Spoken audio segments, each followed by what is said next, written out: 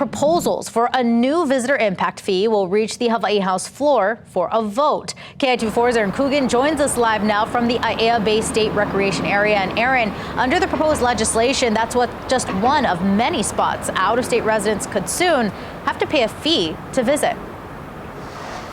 Yeah, hey, good morning to you, Leah. Well, the focus of countless discussions, panels, forums, how do we navigate the inevitable environmental impact of hosting millions of visitors to the islands each and every year? We throw around the terms regenerative, reformative tourism, but this bill making its way through the legislature, hoping to provide the foundation for tangible solution in the near future. Now, initially proposed by Governor Josh Green during his campaign, the idea of imposing a $50 fee on all tourists entering the state of Hawaii.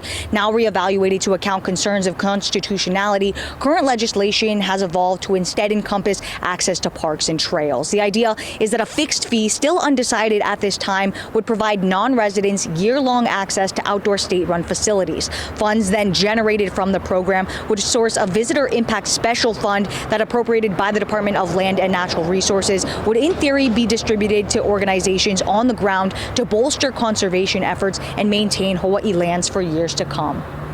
Funding support would really actually bring their efforts up to a scale commensurate to the challenges that we face with visitor impacts to all of these spots. So in that way, it will be catalytic. It also will greatly increase the capacity of the Department of Land and Natural Resources, which is vastly underfunded. I mean, one of the biggest statistics that is constantly passed around is that the department gets less than 1% of the state's budget, and that's true. So they have a monumental task with very little funding to support it. So that would greatly increase their capacity, which would be super beneficial.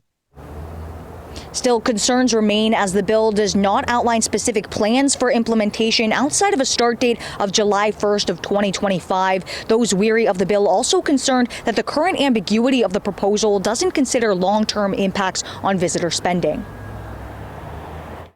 If a family of four are all over 15, this is $200 out of their vacation. That will come from somewhere. It won't necessarily come out of their hotel budget. It won't necessarily come out of their transportation budget. But, maybe they decide not to go to a local restaurant. Maybe they decide not to book a boat tour. Maybe they decide not to rent snorkel equipment. I think that the likely impact economically is going to be on these smaller businesses. And that's still an impact. I don't think we should ignore it just because those businesses don't have the same voice when it comes to discussing tourism. Now, if this out-of-state policy does get passed, it's going to be the first of its kind to debut anywhere throughout the country. Again, it is going to be heard today by the House. Of course, a monumental legislation in the works that we're going to be following. But for now, reporting live, Aaron Coogan, KITV4 Island News.